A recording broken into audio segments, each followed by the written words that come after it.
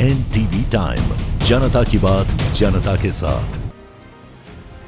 जमताड़ा गिरोह का पर्दाफाश। एपी के फाइल के नाम पर देश भर में साइबर आतंक फैलाया, 3 आरोपी गिरफ्तार।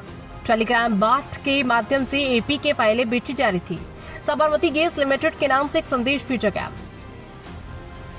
टिकर बूथी, SBI KYC, SBI reward, RTO, BOB, BOI, union bank, yes bank, bill update, credit card update, नमोथी एपी के फाइल उपलब्ध थी। अहमदाबाद साइबर क्राइम ब्रांच ने देश भर में एपी के फाइलों के जरिए साइबर धोखाधड़ी करने वाले एक अंतर्राज्यीय गिरोह का पर्दाफाश किया है और 3 आरोपियों को गिरफ्तार किया है। इस गिरोह bank KYC, gas bill update, RTO चालान और ग्राहक सेवा के बहाने मोबाइल उपयोगकर्ताओं को एपी के फाइल डाउनलोड करवाकर उनके खातों में पैसे चुराता था। इसके लिए गिरोह मोबाइल उपयोगकर्ताओं की पूरी रिमोट एक्सेस हासिल कर लेता था। ये पूरा मामला अहमदाबाद के हंसोल इलाके के निवासी नरेश देवानंद सबनानी की शिकायत से शुरू हुआ। शिकायतकर्ता को व्हाट्सएप 52 साबरमती गैस लिमिटेड के नाम से एक संदेश भेजा गया था, जिसमें उनसे 4 तारीख को गैस कनेक्शन काटे जाने के बाद Sabarmati gas bill update AP के नाम फाइल अब डाउनलोड करने के लिए कहा गया था।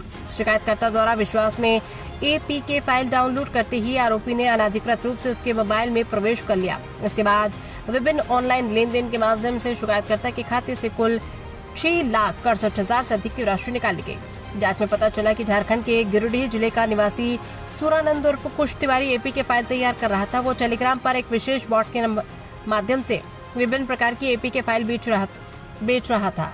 पुलिस ने कोलकाता और अन्य राज्यों में छापेमारी कर मुख्य आरोपी समेत 3 आरोपियों को गिरफ्तार किया। गिरफ्तार आरोपियों में सुरानंद उर्फ कुश तिवारी उम्र 28 साल, विकास दास 33 साल और सीताराम मंडल उम्र 26 साल शामिल हैं। पुलिस जांच में चौंकाने वाले खुलासे हुए। आरोपी कुश तिवारी ने टेलीग्राम पर एक खास बॉट बनाया था। इस बॉट में SBI KYC, SBI reward, RTO, BOB, BOI, union bank, yes bank, bill update, credit card update जैसे कई नामों से एपी के फाइल उपलब्ध थी। साइबर अपराधी इस बॉट के जरिए एपी के खरीद सकते थे। एपी के खरीदने वालों को एक खास लिंक दिया जाता था और फिर उस फाइल का इस्तेमाल करके लोगों के मोबाइल में मेलवेयर इंस्टॉल कर दिया जाता था। पुलिस के मुताबिक शुरुआती जांच में पता चला कि आरोपी ने 400 से अधिक ग्राहकों को ऐसी एपी के फाइल बेची थी। अहमदाबाद से चिराग सोनी की रिपोर्ट। અમારી પાસે એક ફરિયાદી આવ્યા હતા, જેમને સાબરમતી ગેસ લિમિટેડ નું કનેક્શન તમારું રદ થઈ જશે જો તમે તાત્કાલિક આમાં પેમેન્ટ નહીં કરો એવો મેસેજ મળ્યો હતો। એના પછી એને એક એપીકે ફાઇલ ડાઉનલોડ કરી હતી અને ત્યારબાદ એના ખાતામાંથી 6,68,000 રૂપિયા નીકળી ગયા હતા। તો આ એપીકે ફ્રોડ જે છે એ નામનું એક ફરિયાદ એને દાખલ કરી હતી અને એમાં અમે આગળ તપાસ કરી હતી। તપાસ કર્યા પછી અમને ખૂબ સફળતા મળી છે, કારણ કે જે મુખ્ય આરોપી છે, જે એપીકે ડેવલપર છે, એને અમે પકડી પાડ્યા છે। એની સાથે સાથે અમે 2 અન્ય આરોપીઓને પણ પકડ્યા છે। જે આ ત્રણેય આરોપી ઝારખંડના જામતારા બેલ્ટથી છે, ગિરિડીહ ત્યાંથી છે અને જે મુખ્ય આરોપી છે પૂર્ણાનંદ મુકેશ તિવારી, એને અમે ચાલુ ટ્રેનમાં બેંગોલથી પકડ્યા છે। એ મુંબઈથી પૈસા લઈને બેંગોલ જતો હતો અને કિશનગંજ જે વિસ્તાર છે રેલવે પોલીસનો, ત્યાંથી અમે રેલવે પોલીસની મદદથી RPFમાં ખાસ કરીને divisional security commissioner Shri Sandeep Kumar તથા એમની ટીમ, ઇન્સ્પેક્ટર હૃદયેશ કુમાર અને RPFની આખી ટીમે ચાલુ ટ્રેનમાંથી મુખ્ય આરોપીને પકડ્યો હતો જ્યારે ભાગવાની ફિરાકમાં હતો। એ સાથે સાથે 2 બીજા આરોપી વિકાસ દાસ અને સીતારામ મંડલ, એ બંનેની ધરપકડ કરી છે। તો કુલ આ આખું એપીકે ફ્રોડનું અમે પર્દાફાશ કર્યું છે સાયબર ક્રાઇમ બ્રાન્ચમાં।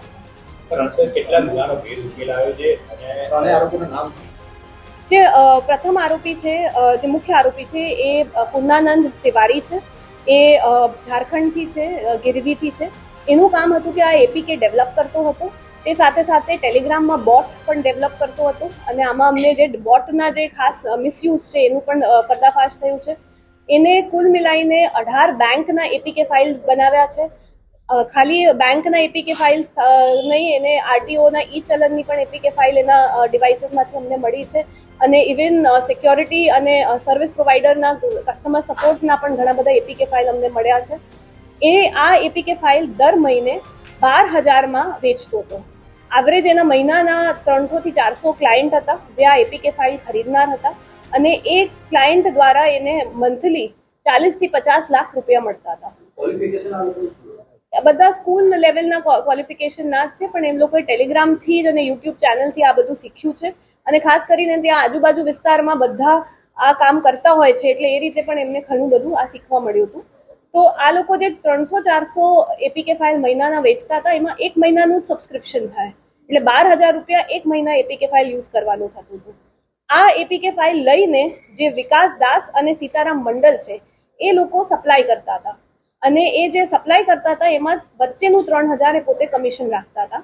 અને સપ્લાય કરવાની સાથે સાથે એમનું કામ એ પણ હતું કે જે પૈસા ડિપોઝિટ થાય એને વિડ્રો કરીને જે મુખ્ય આરોપી છે પૂર્ણાનંદ તિવારીને પહોંચાડવાનું કામ આ લોકો કરતા હતા.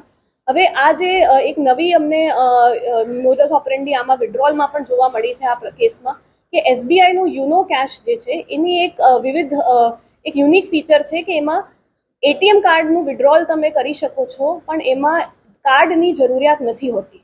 તો આનું આ લોકોએ ફ્રોડસ્ટરે એવી રીતે મિસયુઝ કર્યું છે કે ભલે અકાઉન્ટ એમનું આસામનું કે ગુવાહાટીનું હોય, પણ સુરતથી વિડ્રોલ કર્યું હતું, અને જે તે વખતે એ લોકો સુરત જ્યારે વિડ્રોલ માટે આવ્યા હતા ત્યારે અમારી ટીમે એમને પકડ્યા છે. મુખ્ય આરોપી છે આ બંનેના સંપર્કમાં કઈ રીતે અને બાકીના બંને આરોપી છે અન્ય કસ્ટમર કઈ રીતે શોધતા? આ લોકો ત્રણેય એક જ ગામના છે, અને આજુબાજુ વિસ્તારમાં ગિરદી અને જામતારા વિસ્તાર જ છે એમનું, અને એટલે એ રીતે એ લોકો સંપર્કમાં રહેતા હતા, મિત્રતા હતી અને ધીમે ધીમે શીખતા હતા. જે મુખ્ય આરોપી છે ઓગસ્ટ 2025 આ એપીકેનું ફ્રોડનું કામ કરતો હતો. અગાઉ એ જામતારા બેલ્ટમાં જે ઇલેક્ટ્રિસિટી બિલનું સ્કેમ હતું પહેલા એ કામ કરતો હતો, અને એમાં 2 વાર એ પકડાઈ પણ ગયો છે. 2 FIR એના પર ઇલેક્ટ્રિસિટી બિલના નામની થઈ છે. જે બીજા 2 આરોપી છે વિકાસ દાસ અને સીતારામ મંડલ, એમના ઉપર પણ 2 ગુના પહેલા નોંધાયા છે. આ લોકો પહેલા ઓટીપી ફ્રોડનું કામ કરતા હતા એપીકેમાં આવ્યા પહેલા, અને ઓટીપી ફ્રોડમાં ખાસ કરીને જે સીતારામ મંડલ છે એ પેલું ઓડિયો કોલર જે બને છે, જે ઓટીપી ફ્રોડમાં વાત કરતો હોય, એનું કામ એ હતું કે એ રીતે લોકોને વાત કરીને ઓટીપી માંગવાનું કરવાનું. એટલે ત્રણેયનું પૂર્વ ઇતિહાસ પણ સાયબર ફ્રોડથી જોડાયેલો છે, પણ બધા પહેલા એપીકેનું નહોતા કરતા ને 2025 એ લોકો એપીકેનું કામ ચાલુ કર્યું હતું.